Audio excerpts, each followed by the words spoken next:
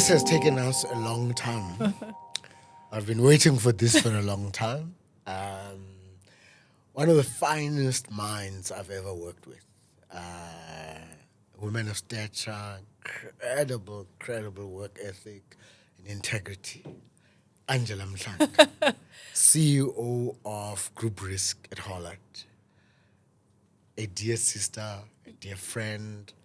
Siswam, how are you? I am so well, and I'm so delighted to be here, Lincoln. Sure. We speak on text, but it's been many years that I've seen you, so it's an absolute delight to be here. People see you today in the roles that you play, but I wanted to take you back to who are those early influencers in your life? You know, Lincoln, I think first and foremost, I was raised by two incredible parents. And I often say this, that the biggest gift they gave me is to know that I have a creator, that I'm loved, and I'm a masterpiece. I'm unique, and I matter, you know. And so it was interesting that those two people, my parents, never really, I mean, when I look back at school reports and the like, I realize, oh my goodness, there were years where there was a disaster. There were many disasters, in fact, for both me and my siblings. But they never gauged us by our marks or what we were achieving in the world. They gauged us by our potential as people, and they backed us, you know. So I think that quiet confidence has stayed with me for the rest of my life, because I don't think I've ever gone out into the world seeking to find it from other people. I've just kind of known it for myself that, I mean, whether I get the job or not get the job, or I make money or not make money, my presence here on this planet is enough. And I think that's a tremendous gift to give to children. You know, this incredible calmness that you have. I remember working with you. There was a business that was in trouble. We had been summoned to a head office and been read the Riot Act, and there was a need for change. And I had this incredible conversation with you. You didn't know that the person I was going to ask to do this difficult job was you. You thought that I'd come to fire you. Yes. But there was this calmness. And then you took on this job that everybody thought couldn't be done with some of the most challenging salespeople. Tell me about how you turned that business around, because in essence it was through people. That's what you did, right? Traveling the length and breadth of this country, connecting with those people. So interesting that you remember I thought I was fired, because you had set up a lunch for us to have a lunch, and I thought, no one asks me to have a lunch and they don't have a story to tell me, and it's going to be a long story which ultimately ends with me not having a job. So I phoned a headhunter along the way. So I was so amazed that actually it was to be given a new role. So I think the first thing, Lincoln, which I'd hate for you to not recognize, is that people thrive because of the leadership they have. And you being my leader at that time counted for a lot. You used your power to enable me to kind of get into spaces I couldn't have gotten into. So sponsorship, especially your sponsorship at that time, was hugely important, and it was very much appreciated. We were all under pressure at the time. We were all under pressure. Nobody thought we could do it. No, I mean, here are these two duckies wanting to get into an environment which was predominantly never run by people like us, right? So I think sponsorship, especially sponsorship of somebody who gives you the role as jockey to back you, is critical. Then the second thing is, for me, it was being in the right structure. Yes. Because sometimes you're given a role where you're meant to do something and you're sitting so far away from where you can effect change. So I had colleagues who were part of the journey. Remember, we were part of the ecosystem of the Yes, bank. yes. So all the provincial heads were my colleagues Yes, now. yes. So the work that I needed to do in the provinces had immense support. Yeah. So being able to be that person, critical thing, be a good colleague to other colleagues, because actually this networking is about doing each other favors, right? Yes. So they helped in enabling me to actually do the work. By the time I'd arrive in a place, the provincial head knows I'm there. The people know that this person has the backing. And so when the engagement happens with the people, it happens with the full support of the other leadership. path had been right? cleared. The path has been cleared. And it's like commonsensical things, but it's amazing how many people don't do that. Yes. Yeah. And then the other aspect then is really then having empathy for the story you're about to tell. Because in essence, we were telling people actually there's a shift happening here and you have to adopt. Yes. So one had to not just hear one story, but understand the other story and say, okay, what am I missing in the perspective I'm trying to sell? Which ultimately meant that if you've listened enough, you realize your story perhaps might not be as practical, might need to be tweaked. And actually, in fact, if you did that, it will be a win-win for everybody. And that's what we did. If you think about your Hollard group risk journey, I remember engaging with your team at the early stages of you shaping that business. Yes. I mean, what are the things that matter to you to change that business to what it is today? What was important as you tackled that challenge, as you took on as the CEO role? You know, it's interesting, Lincoln. And I'll answer this question a little bit long-winded. I've always wondered whether I should be in business or working in the community, because my heart is really on really understanding that human potential has the ability to ignite the world, you know. And so for me, it's really about discovering people and getting them to actually work towards a common vision and really understand the impact they make, not just in the transactional stuff. I tell my guys, you're superheroes with no capes, you know, because someone somewhere is waiting for a payment that could fundamentally change their lives, you know. And so for me, it's actually not taking my footprints too lightly, because I do impact somebody somewhere. So I've always sought that in the businesses I've run. It's really, how do we ignite this human potential to create a benefit to society in a way that people look at what you've done and say, I'm so grateful there was this Hollard that did this and this for me. And I think that's, in essence, what I'm trying to do every day. What was the thinking behind building also a private equity business to make investments? What's the thinking behind that? So, Lincoln, I started out in investments and private equity in particular. We founded a company called Mahogany Capital. Yes. And the first transaction we made was with Hanover Re, which is a reinsurer.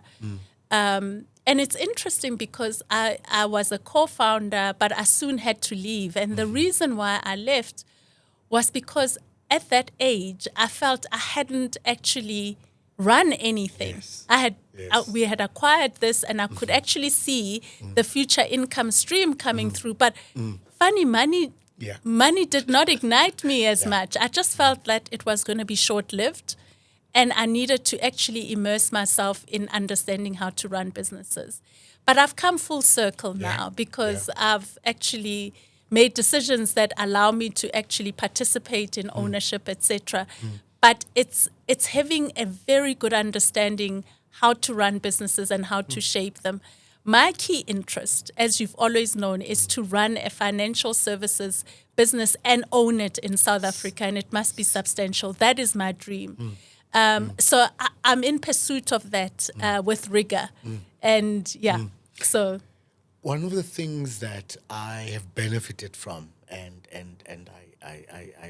talk about it in my talks, and I write about it in my articles and books, is the profound influence I received from the amazing women that I worked with, who were able to put across to me as a male leader the gender question.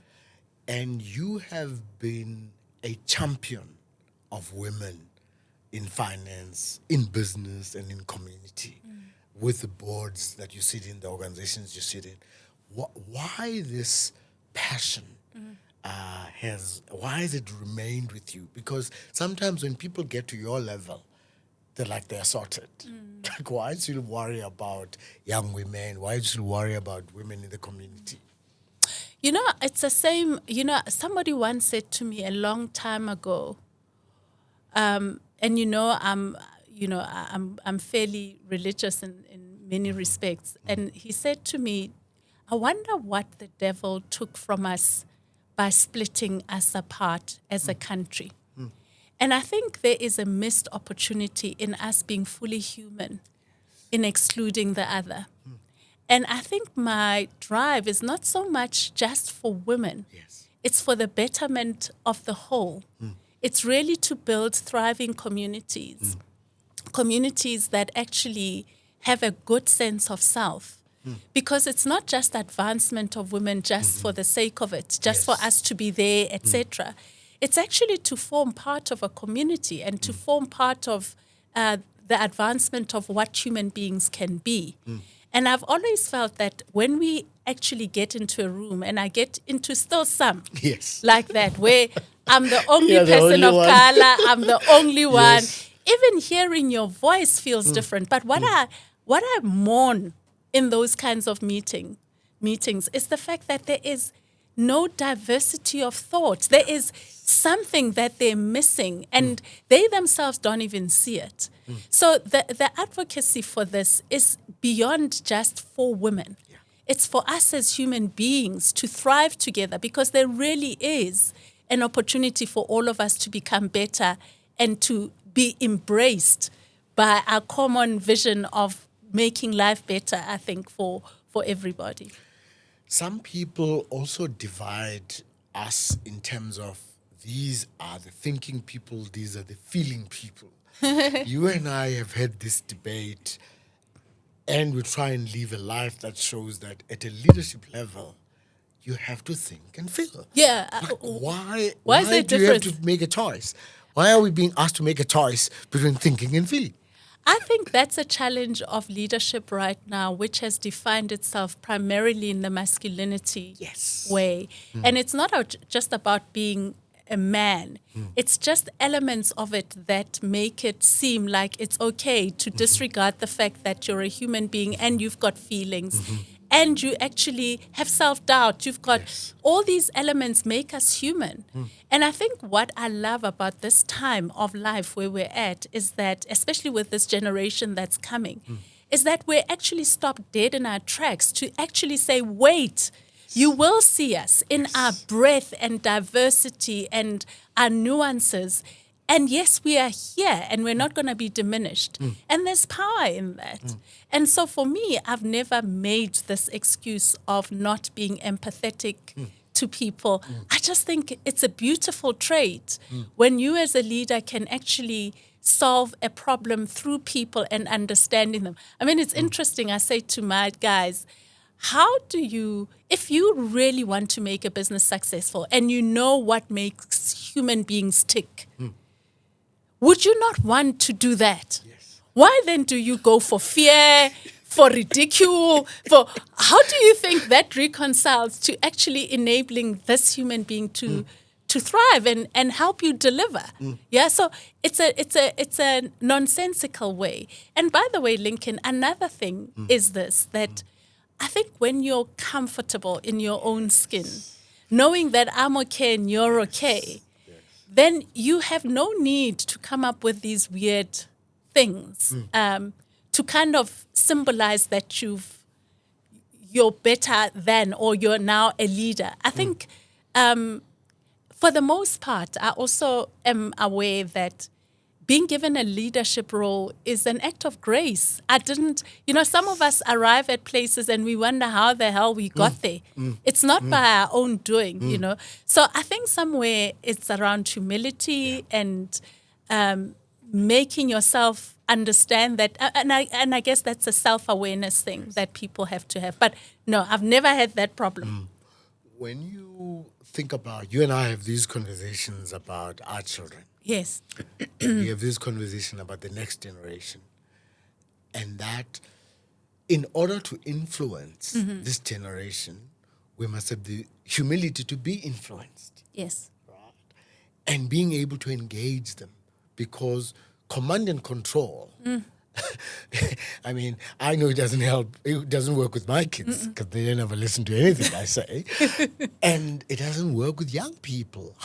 How do you want parents or leaders to think about engaging this generation? Sure. Lincoln, I have been taken through the ringer by my own children. And what I've realized, first and foremost, is that I'm not raising myself, I'm raising another human being. And I need to actually be inquisitive and discover this person. Yeah, they come with their own talents, their own wiring, and their own choices. And I'm part of the journey. And my job is that of sponsorship and support, and steering. And the steering has a time and place, because at some point they grow up and now I have to ask them how they want to be helped. Previously, I used to just be able to cook them something and they'll be happy.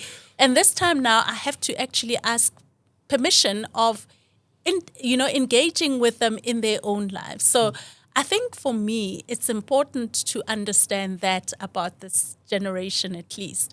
In terms of the work front, I'm loving this generation and how somebody told me in the office that, managers must stop catching feelings. I was like, yes.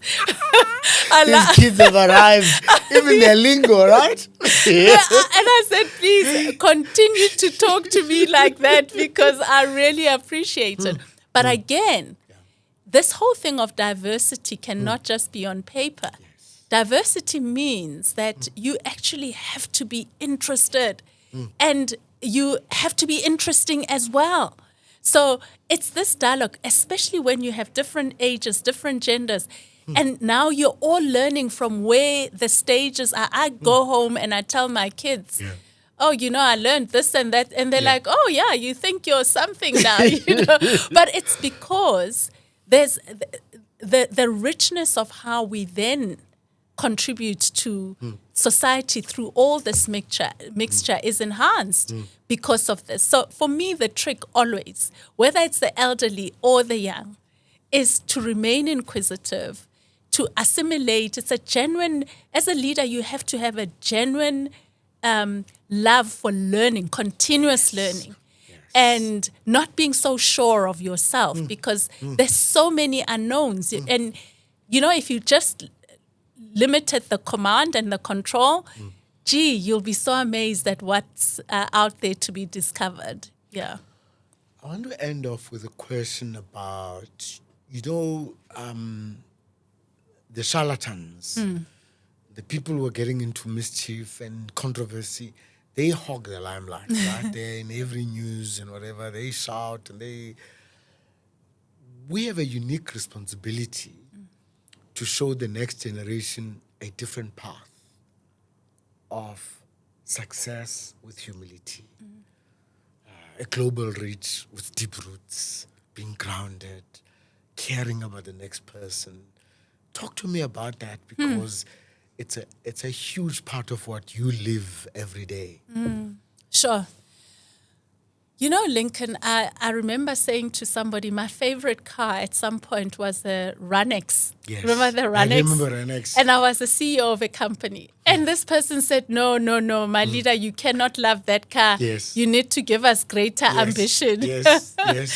But the thing about leadership for me, Lincoln, is that I think it's been defined by people around us and by us in different ways. we need to find an authentic voice to leadership, which says that actually, you know what, we love different things, Yes. And we enjoy contributing in different ways. And I think even the version of success needs to be redefined. Because we're misleading people, To think opulence is success. Opulence is to success. Think arrogance is Exactly. success. And I think that can only be done when we actually have platforms like this. And when we have, when we're honest in our own conversations with the people that we lead, that people actually see their different flavors to this thing called leadership. Yeah? That actually it's a way in which we can shift the dynamics, especially culturally, with how people spend money, live their lives. Because I think a lot of pain is inflicted to people in terms of how they see themselves, etc., by the versions they think leadership or having made it seems like. So how I navigate it, to be honest, is to continue to just live the life that Angela was given to live and encourage others to own their own story because it matters. And in its own nuance, in its own weirdness. I mean, Lincoln, we always teased you about so many things. Yes. But that's what makes you That's you, Comfortable. and thank heavens that you are you because you've impacted society in so many ways. So I think for me, it's really just giving permission to others and keeping on reinforcing, especially as leaders. We see so many people. It's about telling them you're on the right track. Yes, keep going. Keep going Yes. and reinforcing the importance of the individual story. Because those are going to be our doctors, our CEOs of the future, My sister, I want to say thank you for being a role model. Thank you for being an example of humility and success and excellence, and for the role you play, not only in society, in your family, in your spiritual journey, to show people that there are people who are well-rounded and noble. Right? Thank you. Thank you so much. Thank you. Thank you so much. And this is such an amazing platform. I've been so honored to be here. Thank you, Lincoln. Excellent.